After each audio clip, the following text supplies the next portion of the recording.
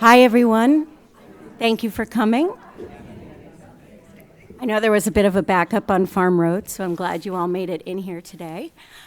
We have Heather Bianco here, who is the director of the Senior Internship Program, who's going to help us learn how to navigate the next steps for that program and what our seniors need to be doing with everything else they need to be doing for what the program in the spring. So Heather, thank you so much for joining us, and I'll let you. Thank you. Good morning, everyone. As she said, my name is Heather Bianco. I coordinate the Senior Internship Program. You've probably gotten 4 or 5 emails from me, and if you have not, let me know, because it's all in Power School. So if you're not getting emails, definitely let me know. Before I kind of run through the process and the dates, I'm just going to play a video that we had some past seniors do that kind of just gives you a glimpse into the internship program.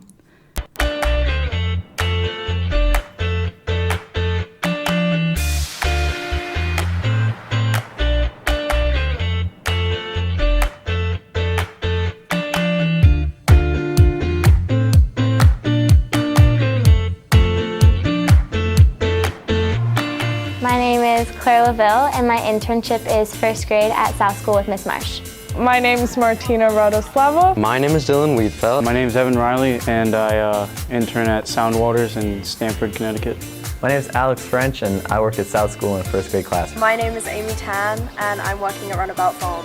Hi, I'm Michelle Mercedes, and I work at Venture Photography. Hi, my name is Schaefer Jones, and my internship is at This Old House. We are all interning with the Carver Foundation of Norwalk, and the ultimate goal is to create a better, safer environment for all of the children and help them fundraise for the different projects that we're hoping to create here. Describe my internship.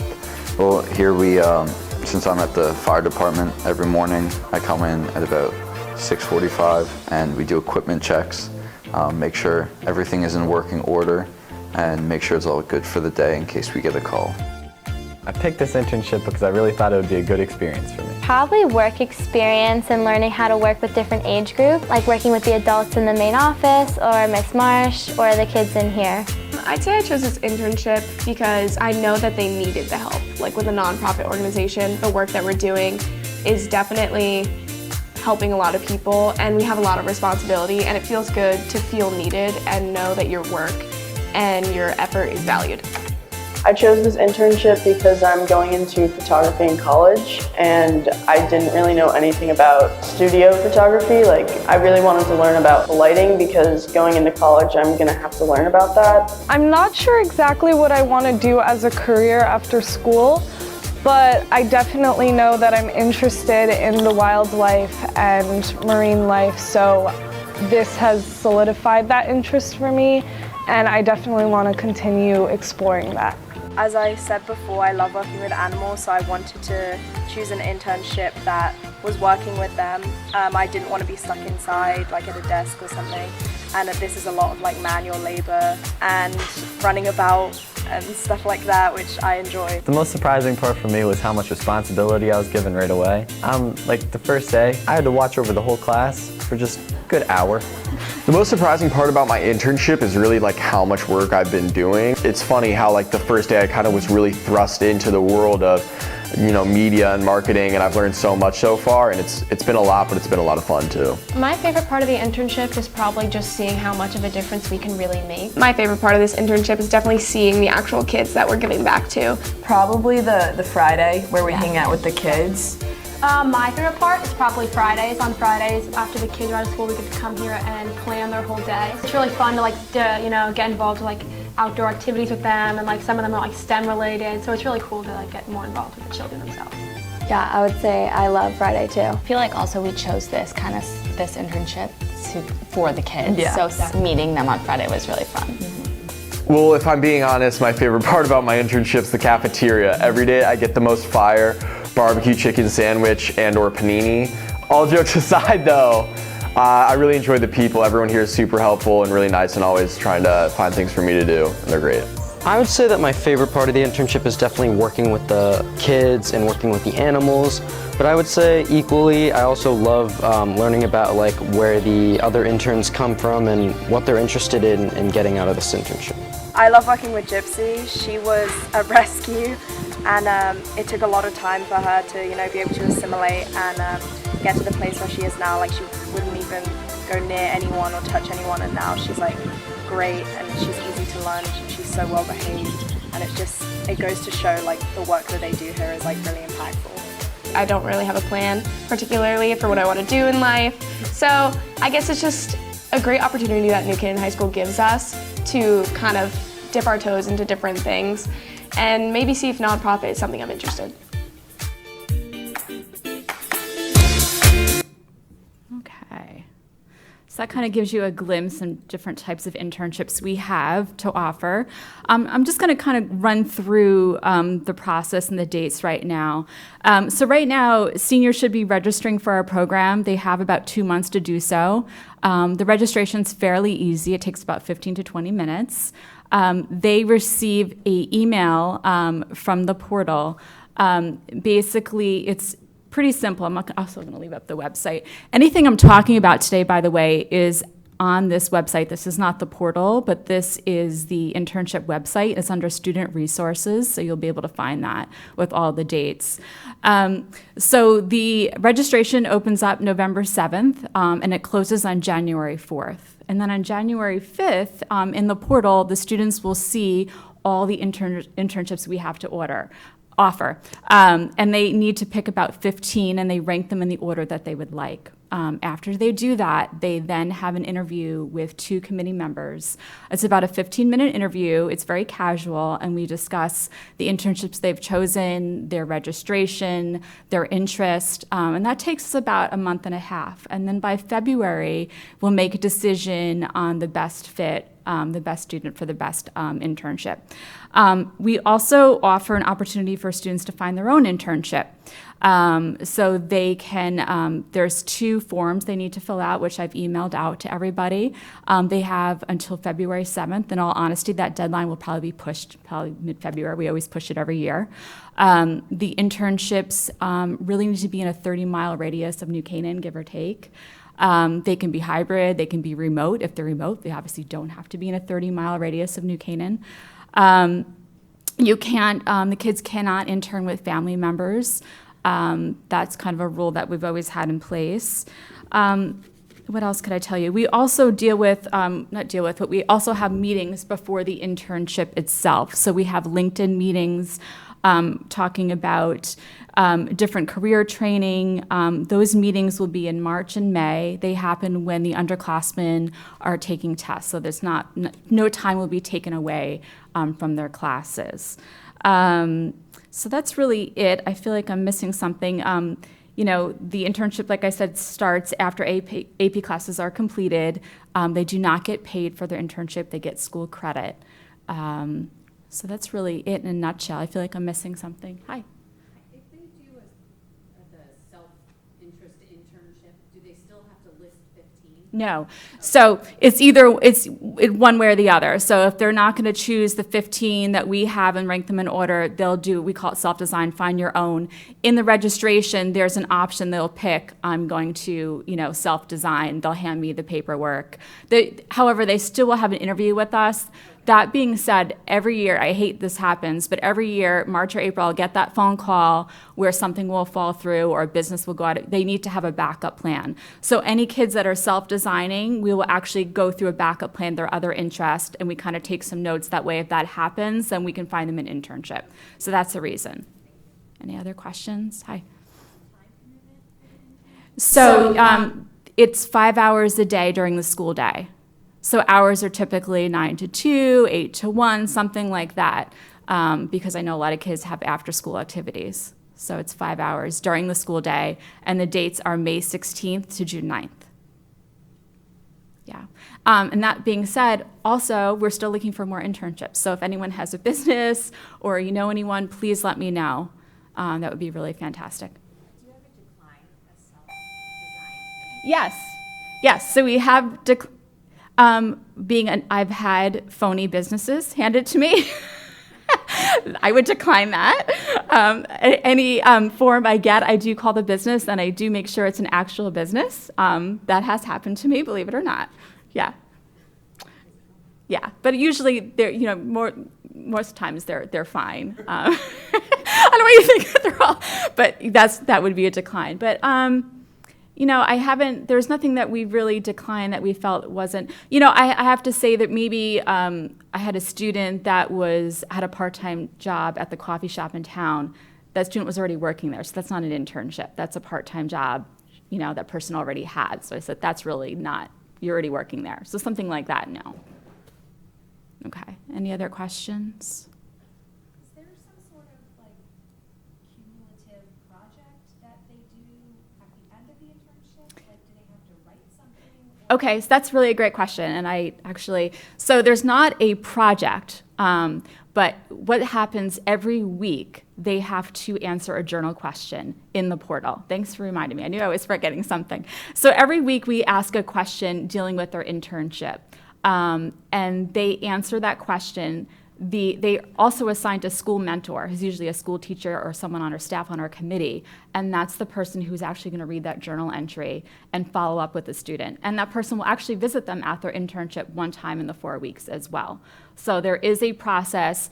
They will have to answer their journal question, and they actually will put a timesheet in every week at the end of the week that the host will then approve the timesheet. So that's what it is. It's not a project at the end, but it's like kind of a weekly question. Yeah. Any other questions? Was the time period May 16th through June 9th? Yes. Yeah. Give or take. I mean, if there's snow days, it could go a little longer. Yeah. Okay. Any other questions? Okay. All right. Well, thank you very much. I'm located in the attendance office. Anyone has any questions, feel free to call me, email me. And like I said, if anyone has any internships that we could possibly put in our database, let me know. We'd be glad to have them. Thank you.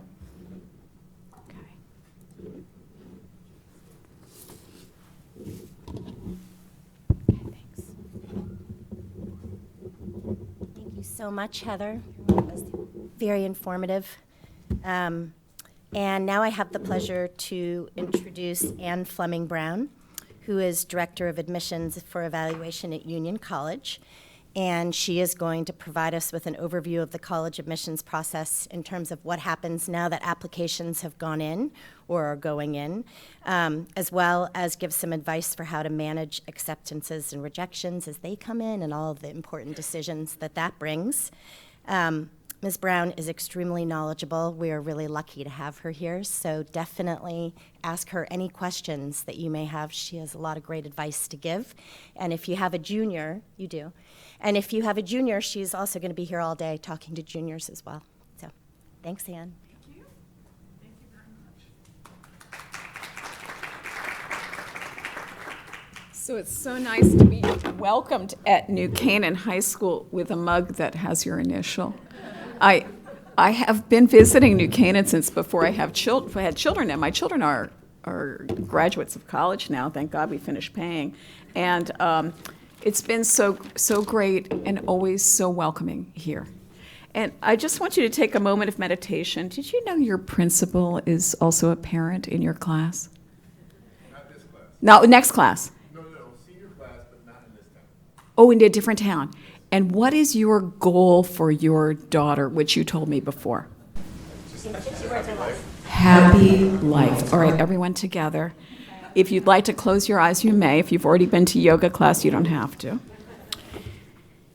Do you want your child to be, or what do you want your child to be? Do you want your child to be strong? Do you want your child to be healthy? Do you want your child to be a leader?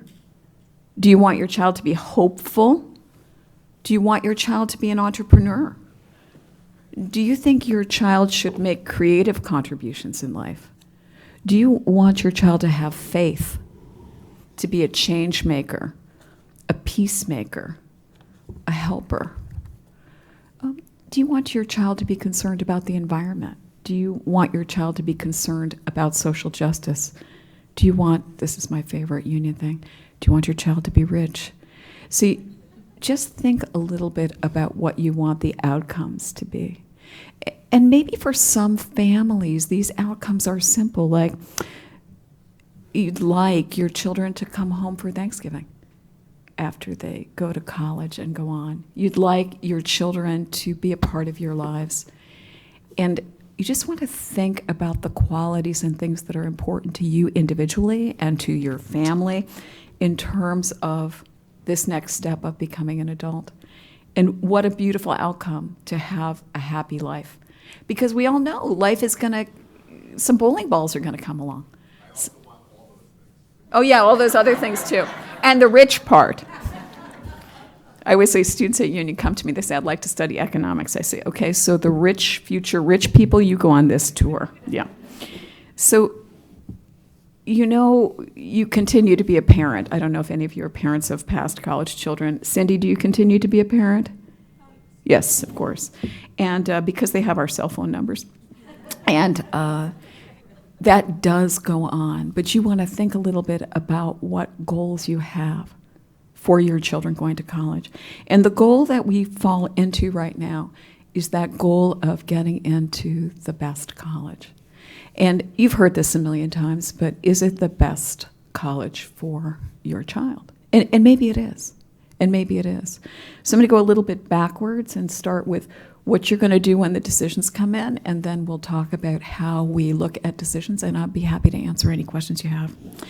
So, many humans, based on my experience, since I was barely sure that I could come today because of the reading of applications that we need to do at Union College. You may have heard this word. I hate this word. It is holistic review. It is, am I allowed to use a vulgar word? It is a bullshit explanation that colleges give you for how they review college applications. And that's what we're doing right now. Oops, I went the wrong way. Here we go.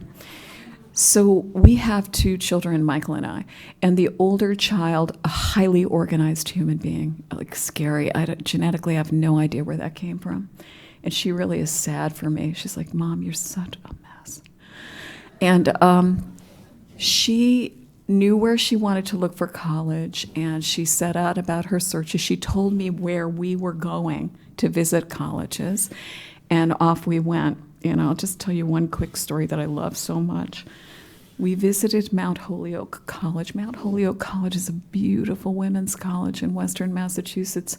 We had such an awesome visit there.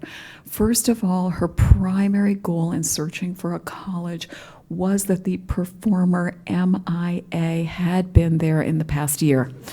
And the good news is MIA had done a circuit of all women's colleges that year, so that was a good thing.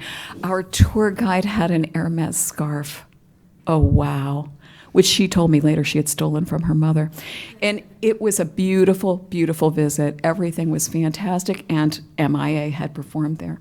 So we go to the group information session, and my daughter raises her hand, and I feel, how do I feel? Proud. My child is asking a question in the environment where only parents will ask questions. I am honored and delighted. We are at Mount Holyoke College. My daughter says, at Barnard College, do you give credit for advanced placement work?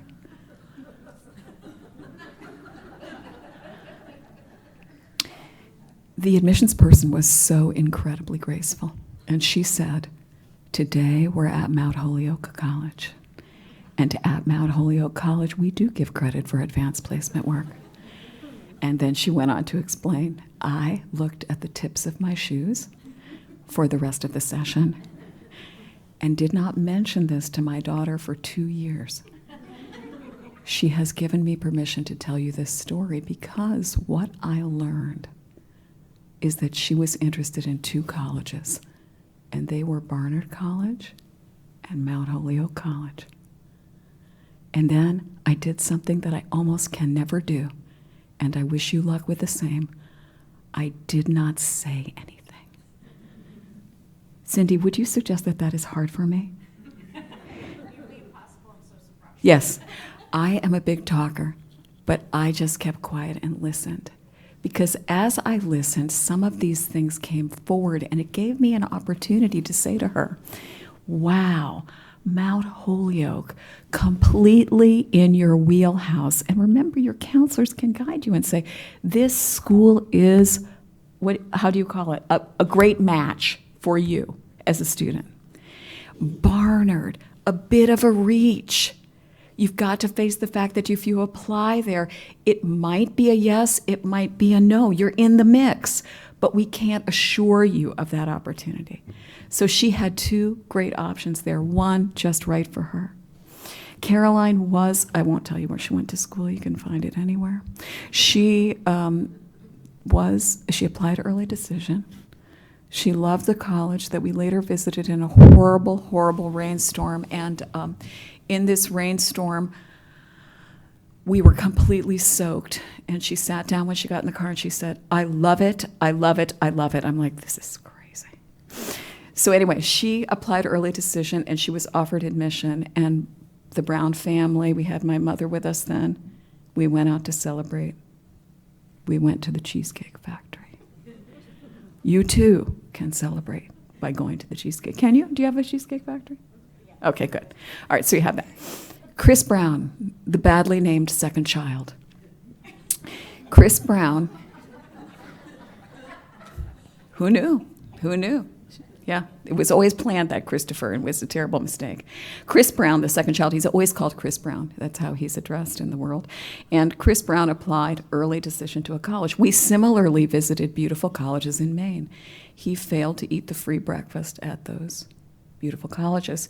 At the hotel, there's a free breakfast. Like, Chris, get up, have the free breakfast. You probably never had this experience of a child refusing to eat the free breakfast, but I did, and then I had to get in the car with him for an hour and a half. On the way to visit his wheelhouse college, we're in the car, and he asks me, daringly, when he has a college interview, which he's going to have later that day, what will they ask him? I say, they're going to ask you about your school. They're going to ask you what courses you take, what you're interested in, what you're thinking about studying. They're not going to ask you to commit. They're going to ask you about your extracurricular activities and what you've been involved in. And they may ask you some questions that are general interest questions. I like to ask, what is one of your better qualities? What would you like to improve in? Some people ask, what are 3 adjectives that would be used to describe yourself? Christopher looks at me and he says, well, that's stupid. It's clear you know nothing about this. Again, my whole professional life in shambles. And I listen and say, okay, good luck on your interview. He goes into his interview. He comes out. I see that he has survived his interview. He has survived. He has lived through his interview. You know what I mean. It's like everything was okay. And I asked my bad parent question. I hope you all ask bad parent questions. Like I said, do you have a Catholic community here? Just to assault my children with faith. Anyway, the interviewer walks away, and Chris looks at me and says, Mom, what were those 3 adjectives we picked in the car? And he had, in fact, been asked that question. So Christopher applies early decision to the college of his dreams. It's a wonderful college, this college of his dreams. He fell in love with it, and I saw him visit these colleges. It happened for him to be in Maine, and he saw one, and he had a great experience, and it was very, very favorable. He saw another. He started to stand up a little taller. He wanted to buy the stuff at the bookstore. If you have younger children, try to limit that to T-shirts. The usual things that he really felt it was great. His dad was at a conference nearby. We asked him to come over and look at it. And he's applying to college. I said, honey, just want you to know you've picked a wonderful college and you are in the mix for that college. But that college doesn't admit very many people, and it's possible you will not be admitted. One thing that happens, and may have already happened in your home, is an early decision application becomes a kind of dream. It grows for a student to become more important than just the possible opportunity, to be an imagining of what the life at that college would be like. And increasingly, in the colleges that we look at in our communities, I live in suburban Schenectady, I'm sure you can't even imagine that, in a town called Niskuna, which is not different from your high school, where students have great aspirations of going to college, different colleges, but they're not always going to be offered admission, even if they're in the mix. But the students start to imagine their lives there. And for Chris, this included a great interest in lacrosse and lots of communication with the lacrosse coach at this particular college. So Chris, it's time for his decision, and I get a phone call, and I can't understand him, which means I have to start saying, tell me where you are so I can come and get you. And he said, Mom, I was deferred. Basically, it's like, why don't they love me? You love me. And by the way, that's very important, parents. Keep loving them, because colleges are not making decisions based on love. Colleges are making decisions based on things that they need within that particular college. It could be something as simple as a philosophy major, or it could be, Chris Brown is not that good of a lacrosse player. I'm just telling you that, yeah. So anyway, it could be what I said to Chris, which was that Christopher, sorry to reveal his life, please do not look him up, had a B- in BC calculus. So he asks me when he can talk, because the first thing is he's really very, very upset with this dream college that is not yet an opportunity. It's a deferral. So a deferral can work two ways. I was recently doing a pretend session, and everybody in the session was like, well, the student's deferred. He didn't improve that much. We should deny him. I'm like, oh, there go dreams shattered on the ground. But he was deferred, and he spent an hour. He is a talker. We were just talking about how sometimes young men are not talkers.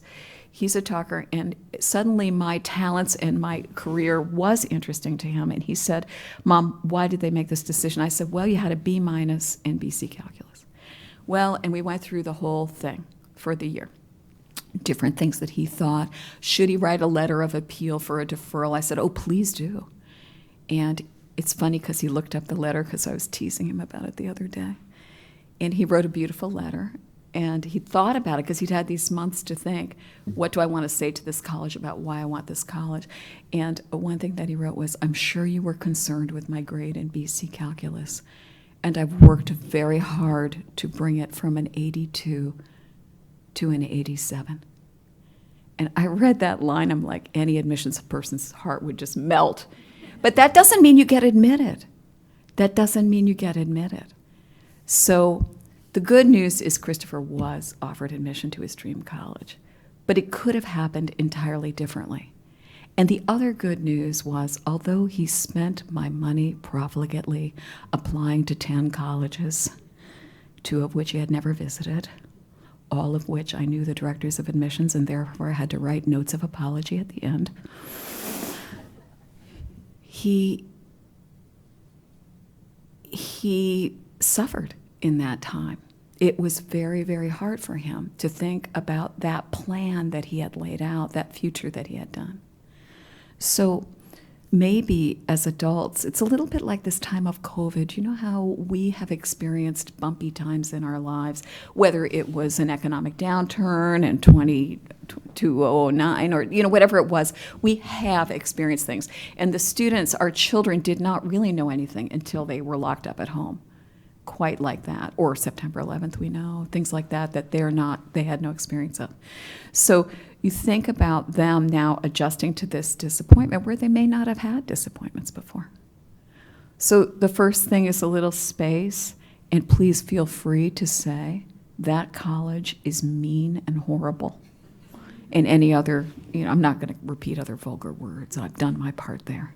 So you are going to talk about how there are many, many opportunities, and things will come together. Now, I don't know if this has happened to you, but my perfect children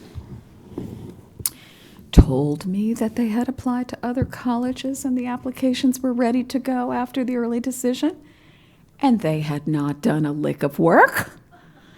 And so when Caroline gets in, thank God, because then she confessed, I have not prepared any other applications. I'm like, well, okay. Chris, on the other hand, had to get going. And that meant the month of December to January, he had to prepare his other applications. He had not done the work that was required for those applications. And again, freely spent my money on sending them standardized test scores and paying for the application fees, those kinds of things. So to be sure you have, I love this internship story, same thing, have a backup. You've got a plan. If this wonderful college does not work out, then this wonderful college would be a great option and alternative for you. So I had a friend, she was a college counselor in Rhode Island. She's gone to her reward. And someone spoke of her one time to me and said, she's so wonderful. You know, she takes away a dream and she replaces it with another one. And I always thought, oh, that was so touching for a counselor. So you take away maybe the college that's not going to happen, and you say, look at all these other wonderful opportunities. And I would be remiss if I did not mention Union College. Now, it's only 2 hours and 15 minutes, whatever. It always takes me 3, I don't know why. All right, so when you get the decisions, you have to be ready. And please remember, I don't know, can you remember when you got into college? I remember the most beautiful conversation with my father that day, and how he felt about me and how he felt about, at the time he was a filmmaker, he wasn't working, and he felt bad about applying for financial aid, and he talked about our family and how he felt about my mother and how we were wonderful all together. It's a conversation I've never forgotten, and it was on the day I got into college. So the things that we say on these days, the ways in which we, honor our children and their accomplishments are so important. Now, many, many colleges are being grossly unfair in the college process. Let me name Northeastern University. Northeastern University accepted their entire class, early action and early decision last year, in the regular decision, the way the rest of us applied to college. They admitted 19 students. They get around 40,000 students in their applicant pool, something like that. Do you think that's around where they get maybe 30 to 40? So there's a college that is working on improving their profile, their ranking, by banking all of their admissions decisions in the early round. Lots of schools are working on some of these things that are unrelated to you or your children. They're related to trying to move a college in its prestige or in its ranking in U.S. News and World Report. A college is like a small business. We're trying to raise the profile all the time in different ways. That's why every school has a standardized testing average that's above the statistical realm of possibility. There are not enough testers to have tested that well. We can talk about test optional in a minute. So as you're looking at these colleges and their decisions, separate them from the value that your child brings to this world. It's a little bit like standardized testing.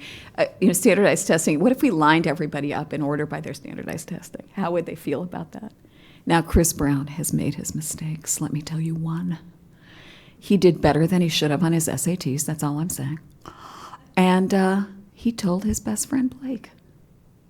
And I think that they were not friends for 3 or 4 years. And now they're really good friends again, so that's a good thing.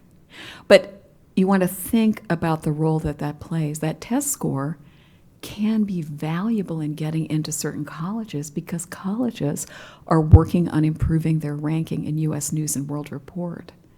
That's where that test score lies. So I just think we need to try to think about how it fits into the picture overall and whether it's a good thing or a bad thing for you as a family, for how you think about the world. All right. I'm actually blinded by reading applications right now. I changed my book club date on the Zoom 3 times last night, and they're not happy with me. And the reason is I can't see the difference between a 16 and a 15 anymore. And I'm able to make it bigger on my screen, but the numbers look so small to me now. We read at Union an average of 20 to 25 application folders a day. Most colleges on the College Admissions Counselor listserv on a recent foray indicated that they read 40 a day. So, we try to give them lunch. I don't mind if people work overtime, as long as I'm not paying them. But they read these folders. And I'll go back to the holistic review. Holistic review means we read everything that you send to us. Now, I'm going to confess something I did not read this week. Don't tell. Someone who applied had really a wonderful thing.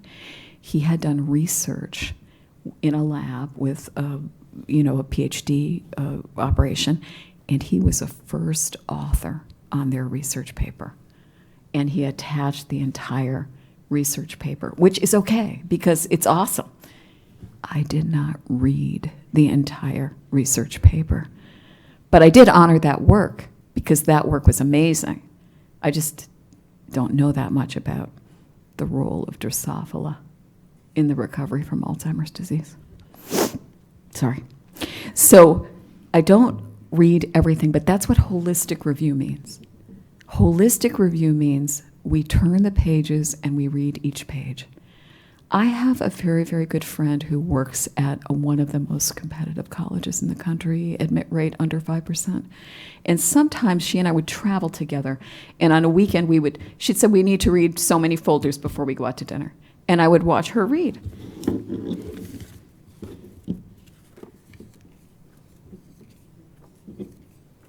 Done. Done. She was a seasoned and excellent reader, and she just turned those pages and offered her decision. I try to read most things that are in the application. At Union, it's going to take us about 15 minutes to read an application folder, but there are places that have so many applications that it's only going to take them 2 to 5 minutes to review that application. Sometimes students are thinking that we're making decisions because they are great. Students are great, by the way. I love working with high school students. I love working with your children. But we're really making a decision based on the academic preparation that a student brings. You remember Chris's B-, which I think held him up in that applicant pool. I think that did hold him up. But where we are now as we look at grades, we look at the school you attend. Is your school awesome? There's coffee over there. You are at an awesome school from many standpoints. Standpoint one, colleges really respect the preparation that students receive here. You have amazing courses, incredible faculty. You have great and experienced counseling. The counselors are knowledgeable not only about this school, but on a national level and aware of what goes on around the country in different formats in college admissions. So take advantage of their resources. And then you have Sue. You have Sue, the philosopher of college admissions, ready to answer your questions or to help the students. When we're looking at an application folder at Union, we recalculate a grade point average on a 100-point scale. We look at the quality of the courses the student has taken. Union is a competitive college. We're not the most competitive college. And we're looking at courses like 4 top courses would be an awesome profile for Union to receive. If someone has 7, or this week one of our readers had a student with, ready? 17 advanced placement courses. That would be a very, very fantastic schedule for us. So we are looking at that and the school the student attends. You know you're coming from an awesome school. Then we're going to delve into the activities, engagements, and involvements of the student. And the good news is we have people from all ages and all backgrounds reading application folders. So you know that I've suffered through being a lacrosse mother, although I know nothing about lacrosse. And also, my daughter was a dancer, so I bring some of those things to the table. Folders are always read by more than one person. You simply cannot leave a decision like that in one person's hands because they come with different perspectives. I say, somebody says, this student only plays lacrosse. I'm like, ooh, that takes a lot of time, you know.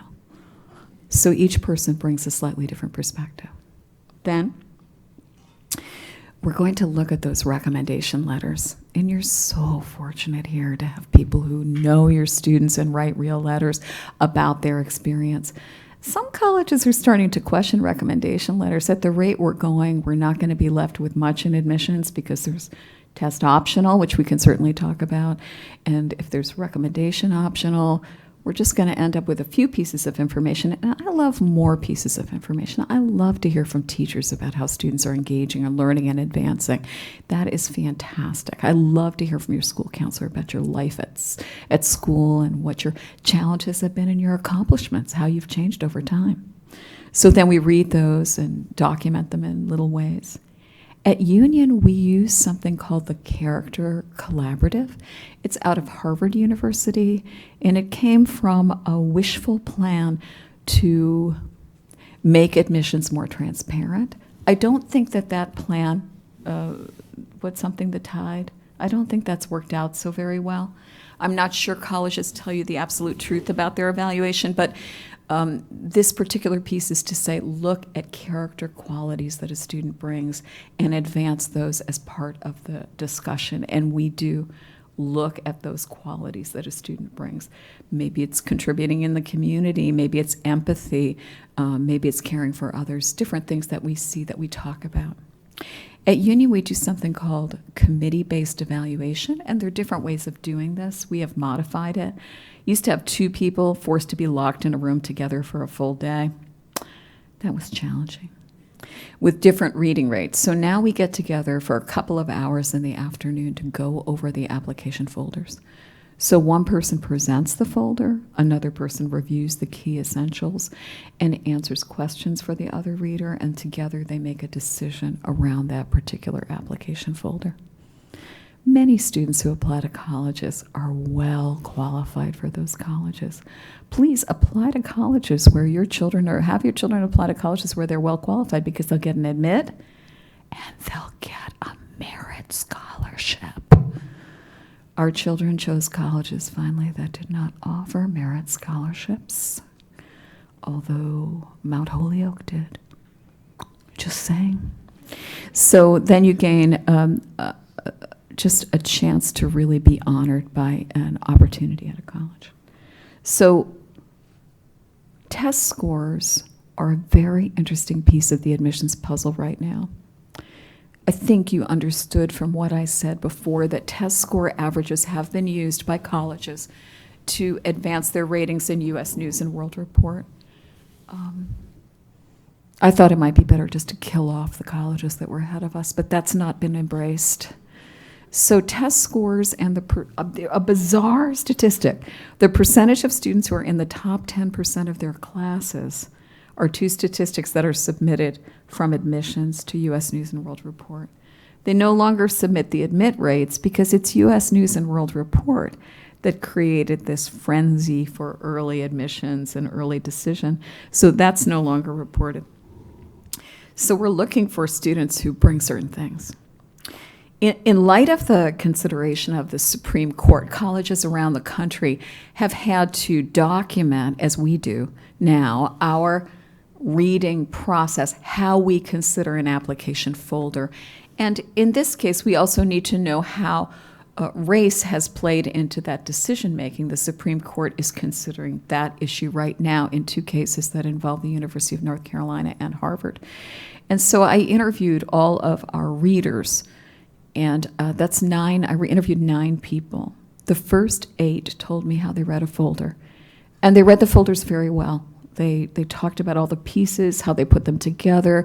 They look at context, which might be the high school or, the student and the experience of the student. They described their work very, very well.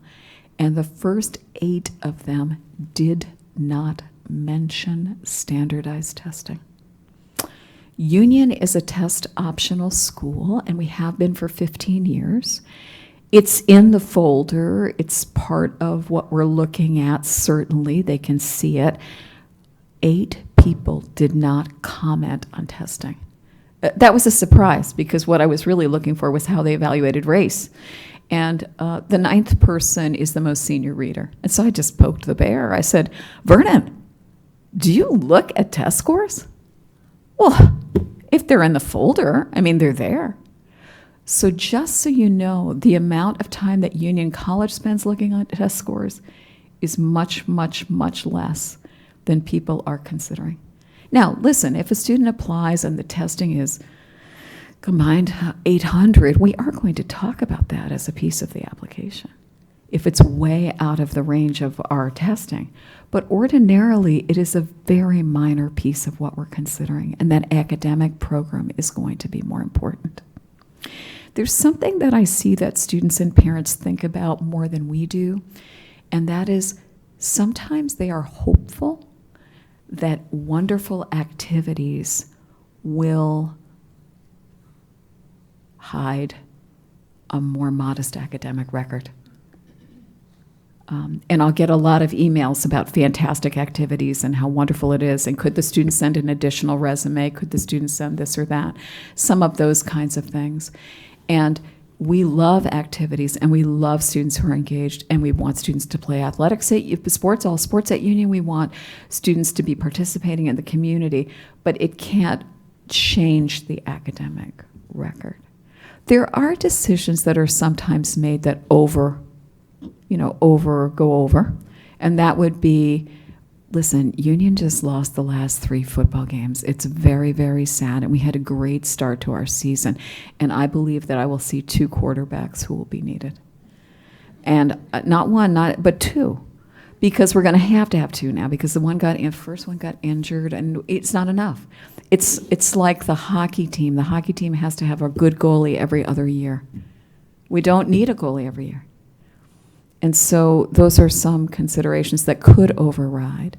I think you're all sensible enough to know that Chris Brown stayed in touch with the coach, but the coach said in front of me, I understood this much, Chris, you're going to have to work really hard to be on the team. And that means he does not have a guaranteed spot on the team, correct? And I had a chance to repeat that to him. So those are things, too, that could override a decision. In our community of Niskuna, we do have wonderful lacrosse, and some students gained admission to schools that were way over their academic head. I have a lot of mixed feelings about that because I don't think those students had a very good academic experience there. And I love that idea of kind of matching a school and a sports program, but it's so hard to do because it's 2 separate tracks. You got the athletic program that wants you, and then you're looking at a college, and they're 2 different tracks. So there's that. So there are a few things that stand out in this process. At Union, I'm not so negative about legacy or where the parents may have gone to school, but schools are increasingly not considering that. And it may not even appear on the application in some cases. I think the best example is it from 15 years ago, Sue, when Williams said we cannot look at legacy because we'd overfill our college with people who are children of graduates. So I think it's a little less important than it was. The way I view it is you liked your experience enough to bring your child here and have your child apply, and that's a positive for me. So admissions committees are careful and thoughtful. Admissions decisions are made by more than one person. An admissions committee will meet periodically during the time. Some colleges force people to stay at night and not eat. That's not good. We do unhealthy snacks, and we have a very positive time. And we speak well of your children. And we're just trying to create a class that's going to work for Union, that will come to Union, and that will do their best there. So that's what we're trying to do. Now, Union is in a privileged position of admitting about 40 to 45% of the applicants. So that really works for us, too. All right, you get a little picture of how we do it? Sometimes we are sad that we can't admit a student. I always think of a student who applied years and years ago, and after the letters were sealed, she sent me a letter saying, I just want to let you know Union is my first choice. She was on the wait list. That made me sad. Genevieve. All right, maybe they have questions. Please. A little bit more about what you do if you are deferred or waitlisted. What should that student do? Should they write to you? What sort of things should they be addressing? Yeah. If you are, the question is, what do you do if you're deferred or waitlisted? And I think the first thing to do is to follow whatever the college is asking you to do. So in some cases, we'll ask for additional grades. For a deferred student, we would certainly want the semester grades.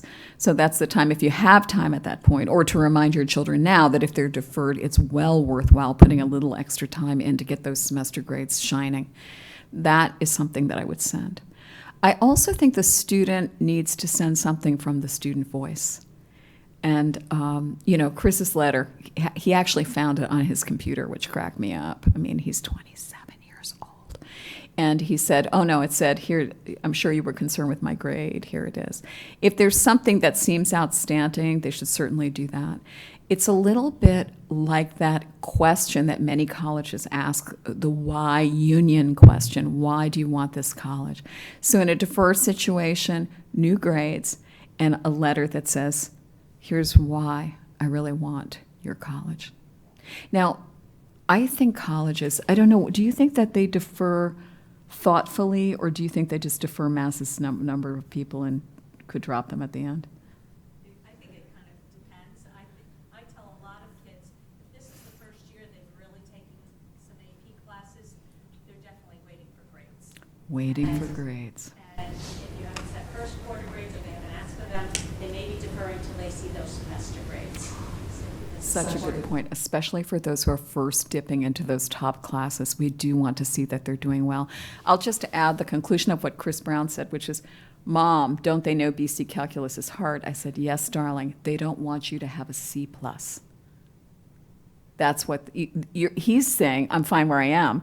And they're thinking, well, this could go right down, this grade. And he could end up with a much lower grade at the semester. We'd like to see that semester grade. And then just to write a little thing with your intention.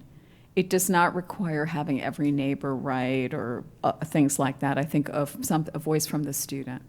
Sometimes a college will say, and I think sometimes it's diversionary, maybe you'd like to add a teacher recommendation. And if they offer that, you certainly can add a senior teacher experience to that too.